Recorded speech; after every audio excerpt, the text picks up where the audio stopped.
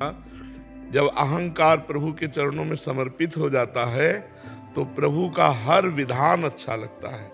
अपने प्यारे के द्वारा किया हुआ हर विधान प्यार में लगता है।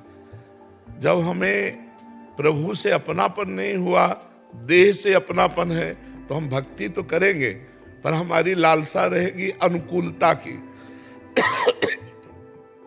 हमारे अनुकूल विधान प्रभु का हुआ तो जय हो प्रभु की, और प्रतिकूल विधान हुआ तो श्रद्धा में कमी आ जाएगी।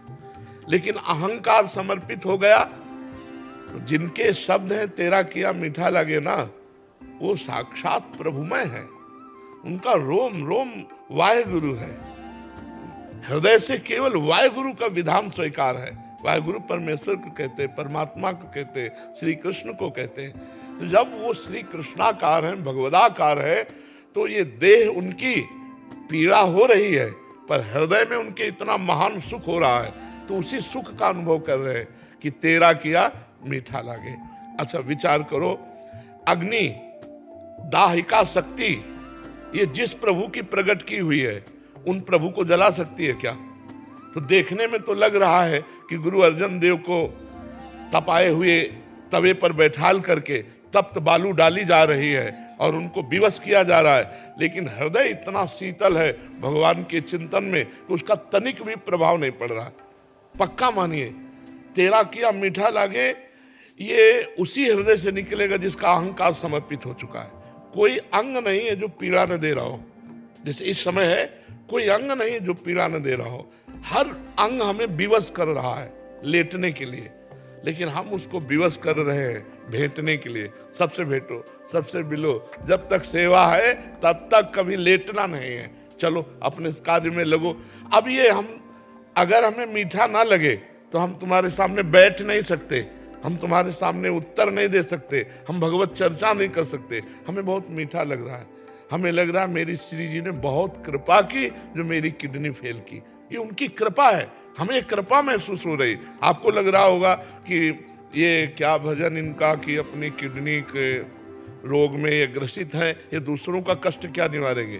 पक्का समझ लीजिए, ये एक मायाकृत नाटक है। हमें 100 में 100% दुख नहीं है, 100 में 100%। पक्का समझ लीजिए, हर समय एक ऐसा आनंद बना रहता है।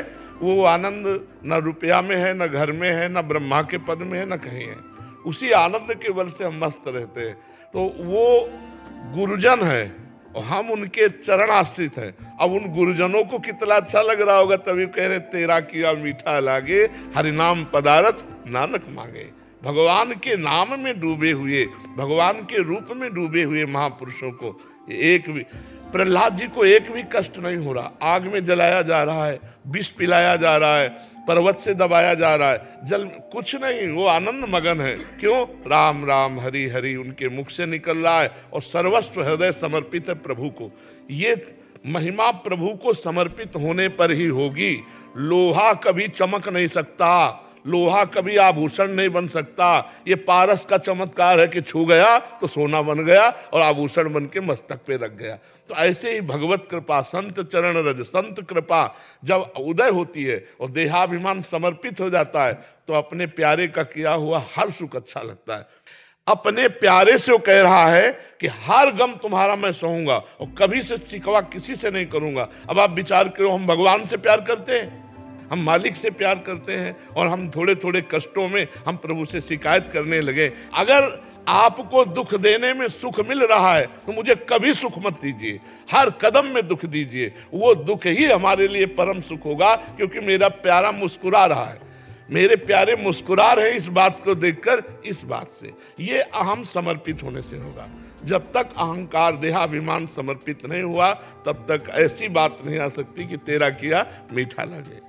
हाँ, इतना आपको समझना है कि कहने को 10 गुरु हैं, वो एक ही परमेश्वर 10 गुरु रूप धारण करके, वही परमात्म तत्व स्वयं वाणी रूप बन करके गुरु ग्रंथ साहब के रूप में विराजमान है।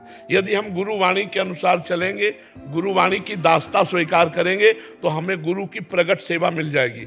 जहाँ गुरु विराजमान, जैसे गुरु नानक साहब हैं, गुरु अर्जन देव जी हैं, तेग बहादुर सिंह जी गुरुदेव हैं, ये अंतर ध्यान लीला की है।